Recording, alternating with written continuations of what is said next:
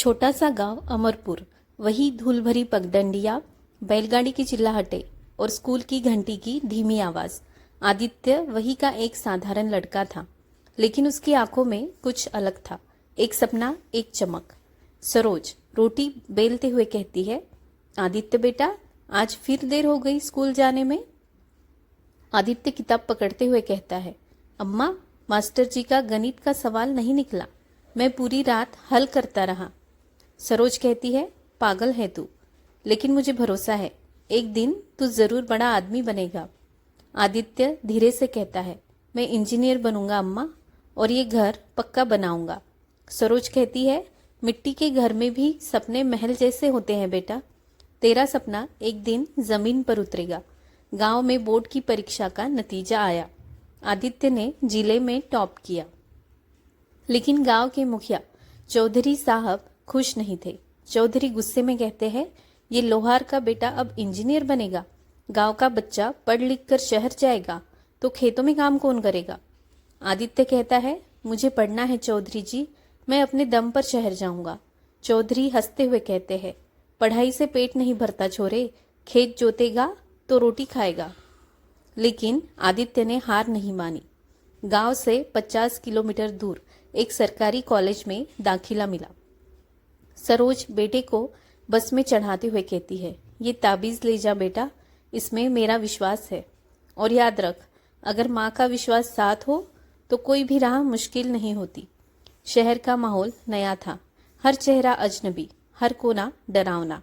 लेकिन आदित्य के पास एक चीज थी, माँ का दिया हुआ विश्वास। कॉलेज में पहली ही क्लास में उसे विवेक सर मिले, एक ऐसे शिक्षक जो प्रतिभा पहचानते थे। विवेक सर क्लास में कहते हैं, हर किसी में हुनर होता है, पर जो खुद पर यकीन करता है वही जीतता है। आदित्य मन में कहता है, मुझे खुद पर यकीन करना है हर हाल में। लेकिन राह आसान नहीं थी। आदित्य के पास किताबें नहीं थी, खाने को भरपेट खाना नहीं, और किराया देने के पैसे भी नहीं। गौरी लाइब्रेरी में कहती है, तुम मेरे नोट्स ले सकते हो आदित्य, तुम्हारा जज्बा देखकर लगता है तुम कुछ बड़ा करोगे। आदित्य पहली बार मुस्कुराया था सालों बाद। कॉलेज में परीक्षा का वक्त करीब आ रहा था। हर छात्र किताबों में डूबा हुआ था, लेकिन आदित्य, वो कई रातों से बिना नींद के था। गौरी कहती है, आदित्य, कल से तुम्हारी आंखें लाल हैं, कुछ खाया भी है या नहीं। आदित्य थकी आवाज में कहता है, खाना तो दूर की बात है गौरी, कमरे का किराया नहीं दे पाया। मकान मालिक ने सामान बाहर फेंक दिया। अब रातें लाइब्रेरी में कटती है। गौरी चौंकते हुए कहती है, तुमने बताया क्यों नहीं, मैं कुछ मदद कर सकती हूँ। आदित्य मुस्कुराते हुए कहता है, नहीं गौरी, ये मेरी लड़ाई है, पर हाँ, तेरे नोट्स अब भी उम्मीद है। परीक्षा का दिन आया। आदित्य ने जान लगा दी, लेकिन नतीजा दिल तोड़ने वाला था। परिणाम था अनुत्तीर्ण। वो टूट गया। उस दिन वह सीधे स्टेशन गया और पहली ट्रेन से गांव लौटने को तैयार था। आदित्य खुद से बुदबुदाते हुए कहता है, शायद चौधरी सही था। लोहार का बेटा सिर्फ हाथों से काम करने के लिए बना है, सपने देखने के लिए नहीं। ट्रेन से उतरकर वह सीधे घर पहुंचा। सरोज दरवाजे पर बैठी थी। चूल्हे की आंच मंद हो चुकी थी। सरोज मुस्कुराकर बोली, बेटा, इतनी जल्दी छुट्टियां हो गई क्या। आदित्य चुपचाप सिर झुकाए कहता है, अम्मा, मैं हार गया, फेल हो गया, अब और नहीं पढ़ूंगा। सरोज धीरे से उठकर उसका चेहरा थामते हुए कहती है, तो क्या अब मेरी आंखों में भी आंसू होंगे। मेरा बेटा तो वो था जो कहता था, मैं मिट्टी को भी कांच बना सकता हूँ, कहाँ गया वो। आदित्य कहता है, अम्मा, अब विश्वास नहीं रहा, अपने आप पर नहीं, किस्मत पर नहीं, कुछ भी नहीं। सरोज आंखों में आंसू लिए कहती है, तो मेरा विश्वास भी खो गया। अगर तू खुद से हार गया तो मेरा विश्वास किस काम का। कुछ क्षणों की चुप्पी के बाद आदित्य कहता है, मुझे दोबारा कोशिश करनी है अम्मा, तेरे इस विश्वास की कसम। आदित्य फिर से शहर लौटा। इस बार ज्यादा थकान थी, लेकिन हौसला भी ज्यादा मजबूत था। विवेक सर आश्चर्य से कहते हैं, तुम वापस आए। पिछली बार के बाद मैंने सोचा था तुम हार मान चुके होगे। आदित्य आंखों में नई चमक के साथ कहता है, मैं सच में हार गया था सर। पर मेरी माँ ने मुझे फिर से खड़ा किया। विवेक सर कहते हैं, यही तो होता है विश्वास, जो दूसरों के भरोसे से अपने में लौटता है। इस बार आदित्य हर लेक्चर में सबसे आगे बैठता, लाइब्रेरी की पहली कुर्सी पर होता और हर नोट खुद बनाता। गौरी फिर से उसके साथ थी, एक सच्ची दोस्त की तरह। फाइनल परीक्षा फिर से सामने थी। आदित्य ने हर विषय को जिया, सिर्फ पढ़ा नहीं। गौरी हंसते हुए कहती है, अब तुम प्रोफेसर बन जाओगे शायद। सवाल तो मुझसे पूछने लगे हो। आदित्य कहता है, अब डर नहीं लगता गौरी, क्योंकि मुझे अब खुद पर यकीन है। परीक्षा खत्म हुई, परिणाम आने में समय लगा, लेकिन जब आया पूरे कॉलेज में हलचल मच गई। परिणाम था आदित्य प्रथम स्थान। विवेक सर गर्व से कहते हैं, तुम सिर्फ पास नहीं हुए हो आदित्य, तुमने मिसाल कायम की है। गौरी खुश होते हुए कहती है, मैंने कहा था ना तुम कुछ बड़ा करोगे। आदित्य धीरे से कहता है, ये मेरी नहीं, मेरी अम्मा के विश्वास की जीत है। कॉलेज के रिजल्ट के कुछ ही दिन बाद आदित्य को एक नामी कंस्ट्रक्शन कंपनी में इंटरव्यू के लिए बुलाया गया। सफ़ेद शर्ट, घबराहट और माँ की दी हुई ताबीज़ जेब में रखकर वो निकला। इंटरव्यूअर ने कहा, आपका रिजल्ट प्रभावशाली है, लेकिन आपके पास अनुभव नहीं है। आपको क्यों रखे? आदित्य आत्मविश्वास से कहता है, क्योंकि मेरे पास मेहनत करने की भूख है।